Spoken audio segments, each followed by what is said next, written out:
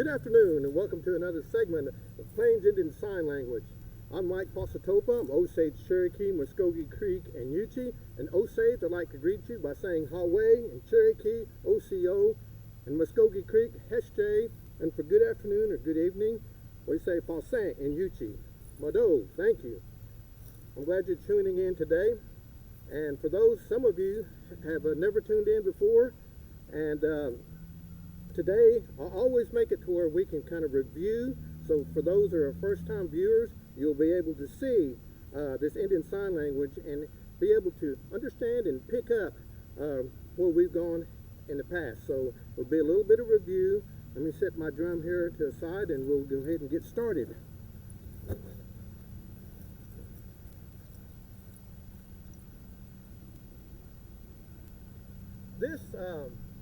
This month here, November, it's Native American month. Here in Oklahoma, there were once 39 federally recognized Native American tribes here, nations. And now we're down to 37.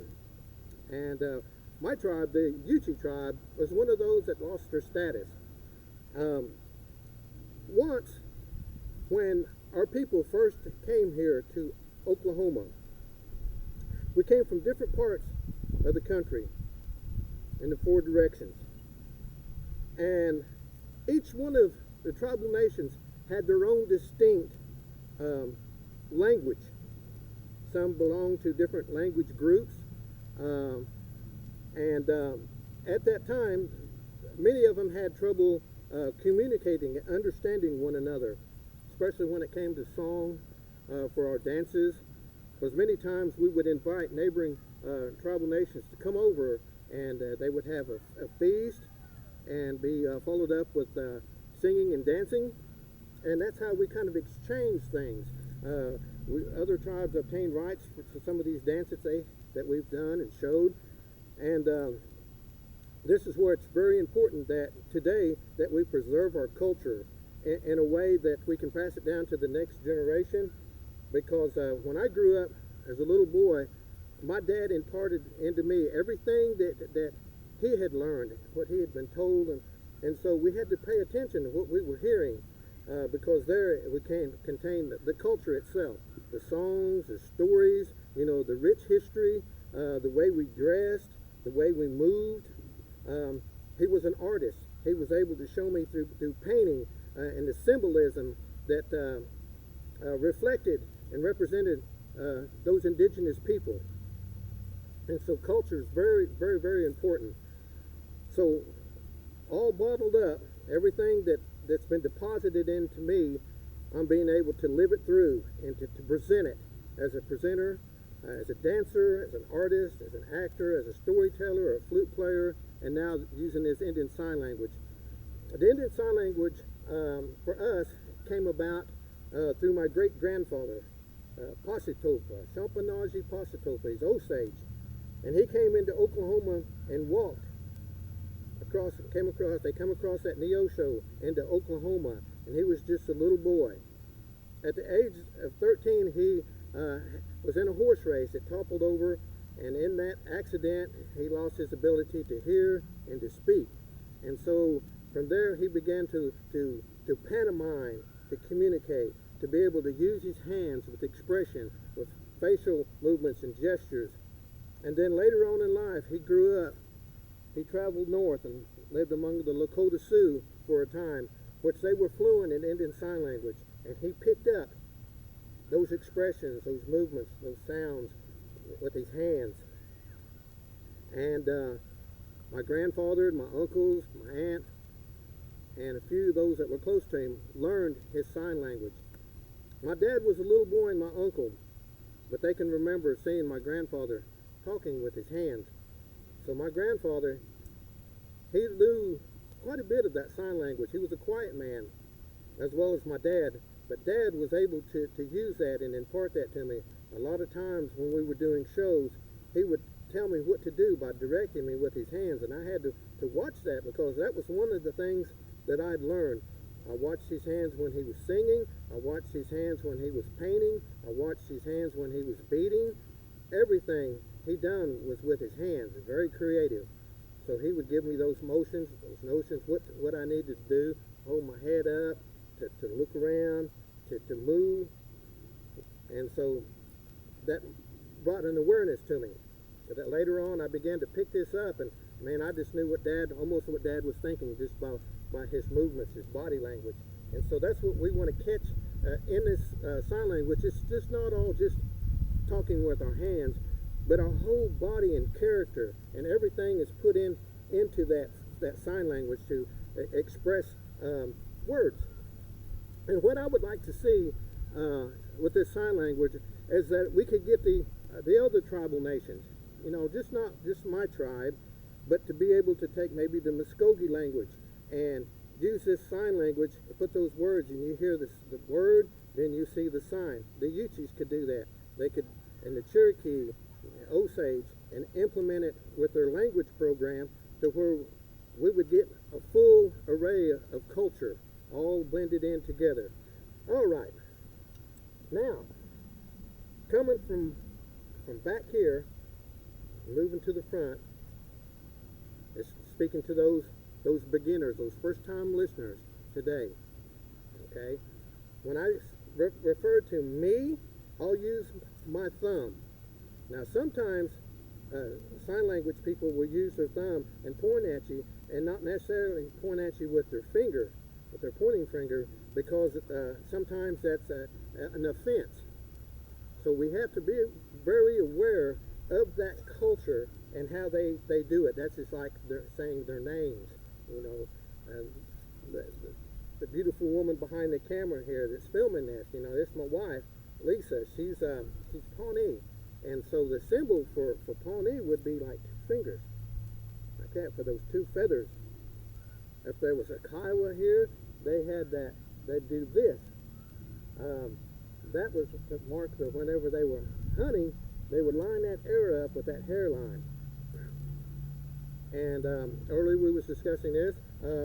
Say you were Lakota, you would do this mark here. And that was because those people wore chokers. We always wanted to tell and present tribal truths, that we're not caught up in error and then people are misinformed, because that's how easy our native culture is. It's been easily misunderstood, and so as a culture preserver and educator, we want to present the facts coming from a native. All right, now the Osages, they had that the haircut down the back. They would use that. Sometimes they painted their face two colors, those symbols and for those warriors. So they understood by that hand sign what tribal nation, because they all had one. The Choctaws had that tapestry where you did this. That symbolized that pattern work that they wore in their patchwork. So it would be those crosses, just like that. All right. Okay, moving along. One finger. This is the sign for yes. Yes. Yes. Yes. No, use your hands down. No. No. No. Now, the sign for tired is 2, like this. tired. For sleep, I was sleepy, or I was asleep. You might want to put your hands to the back. Was is in the past. Sleep. Now, so tired. No. So you see the positions of the hand. No. If something was bad, it would be this. It almost looked like go. Well, whereas go is like that. This expression across. Okay? That's go. And you maybe could point in that direction. So now, over here on this side here, for the sign of good, see, a lot of times people think good is from the stomach, the bottom of the ribs out. But the stomach, you bring your hand up higher from your heart. From your heart. Out. Good. Good. See, when we speak, we always want to speak from the heart. Now, here's one. Say something touched your heart. What it might have been a thought, maybe a name, maybe a dance, maybe something that they're wearing, and it touched you in a way that it was your heart. You would go like that, almost like, or heart touching. Now, when it really touches your heart, like love, you go like that. Like you look at your kids, look at your children, you look at the ways that we have, or we look at the Creator, we love. That. So these are some different ones that we've never used before in this presentation. And so now, let me go back just a little bit here and bring some more things for our new beginners, our new listeners in this.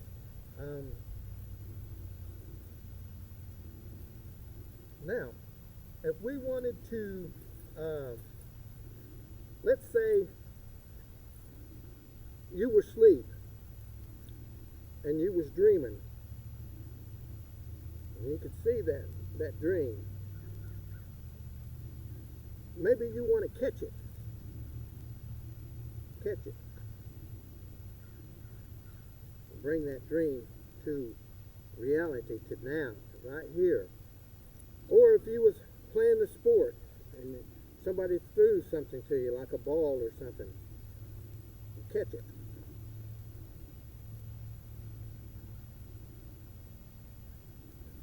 Piece of fry bread get thrown at you. Catch it. Eat it. The part of it is that you begin to receive, you begin to understand these languages, in sign language, these movements. Now, when one is speaking, you'll say this. Now, they said a long time ago, the Osage storytellers could stand in an array with the body structure, movements, to where today, in schools, you'll hear the teachers try to stand and tell the kids to be quiet, sit down, shut up. It might be disruptive to the class, to the setting, but that's what they do to get their attention. But back in the old days, those people understood the body language. Maybe if they had a fan, they'd hold that fan up. That was just like saying, get seated, get quiet, hear what I'm saying. And they was quick to respond to that. So it was visual. It was that visual aid of seeing that. So understanding language, position, and standing like this, it looks like a relaxed position. But it also is confidence in this, because you know what you're going to do. You have that confidence to be able to express it. So when we speak, we say this, I'm going to speak. Now, if we say a name, my name, and then you'll give that signal. Let's say my last name, Pahsetopah, 4 hills. So don't want to go like this, like lightning, I could do, that's lightning. But for hills, that's what Pahsetopah means. And our symbol for that is a buffalo bull. Big buffalo. And so our name pertains to that. That was an order that they had back then, the way that they lived in that culture, in that setting. Each one had a life symbol. And there were stories that related to the Osages, a leader seeking a story like the spider legend. And you can look that up on YouTube. A lot of information out there. And now, let me look here and see what else, which way we're going to go here with this. Now, being that I've finally got to that place in my life where we refer to as elder status, how would we say elderly or elder in Indian Sign Language? We would be like this mark right here. Okay? That's a sign for elder. And it refers to like if a elder person was walking with a cane or a staff, this. And so that is one of the signs that we use for elder. If it was a man, he would do this. If it was a woman, you put that for long hair, and then hand right here. That's like for a mother or elderly woman. Man, this is always a sign they say for man. So elderly man. A little children, we do this. Okay? These children are mine. These children they're growing. You might do the mark for the stature, the height. And so all of that can be used in sign language. Seeing something, we always do this. I see. It was good. Friend is this. So I want the audience out there that's watching, that we're friends. If we ever get a chance to meet, you can say, I watched that sign language video. It was good. And so walking is this. Running is this. Means you walked and you took off running. Maybe other tribes may have a little bit different expression on that for running. I don't think they would go like this, but it's take off. And then dancing is this. We use that to describe dancing. My grandpa, and a lot of friends I know that would sometimes use sign language, they'd do this for dancing. We understood what we were saying. Then jumping, we do steps like that. Or if we want to spin, we'll go like that. Or a twirl. Now, don't let that get confused with what we refer to as prayer. We do prayer like this. Some use their hand up, going up, just like that smoke goes up.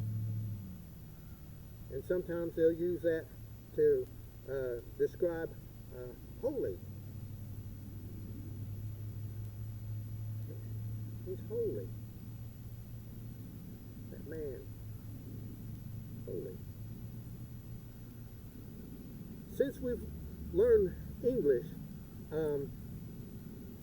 some of the signs don't differ, because it's with the hands now that, we can go like this to just about every native, and they know that those hands together is in reference to prayer. So when we do this, or when we're maybe burning the cedar, the sage, or starting a fire, let's say something's hot, we do this. That means hot. And then for smoke, fire comes up. That fire is warm. And then that smoke goes up. And so that's some of the expressions. Now, let's look at one for water. Water is this. Drink is this. Okay? Many of us elders, we like coffee. So if we want to say coffee, we remember there was a time that we used to have to grind our own coffee. So we'd have to put that in there and spin that thing and then drink it. Sometimes they would use a color, point at something, since coffee's dark, point at something dark, maybe around a fire or something you add to that, and then they would say, they want coffee. Good. Food is this. If you're hungry, go like that, palm up. I'm hungry. Then, from there, when you're full, bring it all the way up to your top of your neck, your chin area. I'm full. Yes, it was good. So we begin to use those movements, and sometimes for laughter, we have expressions for laughter when something was funny, and a hearty laugh. It was character, and some of those expressions could be brought out. If you're telling a story and it was funny, then you put a laugh to it, and that brings some other ones that are listening and watching to catch it, because sometimes if someone's telling a story, you might have your eyes closed, but suddenly when you hear something, a sound that catches your attention, it may startle you, and you'll be able to see what that storyteller is talking about. Like, if there was two animals that were fighting with one another in a battle, this would describe the rolling around on the ground. Okay, those animals. Maybe it was a bear. Maybe it was a bear, or maybe it was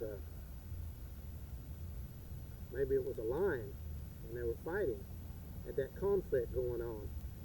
But man, they were on the ground moving, and so you'd have to, kind of get back, and for that word for fright, step back. And so, you got to be alert.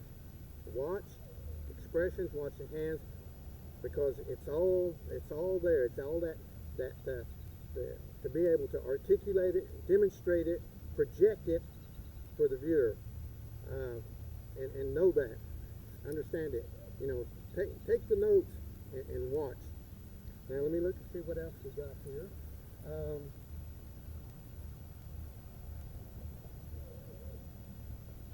Now, let's say we're talking about words of truth, honesty. We want our words to be straight. We don't want them. When we talk, we don't want to speak like this. Those words are not true. We want our words to be honest and true. To stand is this. Sometimes what we believe in here We have to stand up for it, grasp it, take it, to receive it, to release. Let it go, to disperse it, to distribution, as we would say, for those young ones to see and to receive it. And then, just like right now, I can see a lot of things going on right here where I am, and I can point out, and maybe the dogs are running, dogs' tails are wagging, barking, for, let's say, a horse. This would be a horse, and then you can understand it by riding, or saying that I own that horse. You would say, that's mine. See, grab it, put it across here, striking yourself. That horse, that's mine.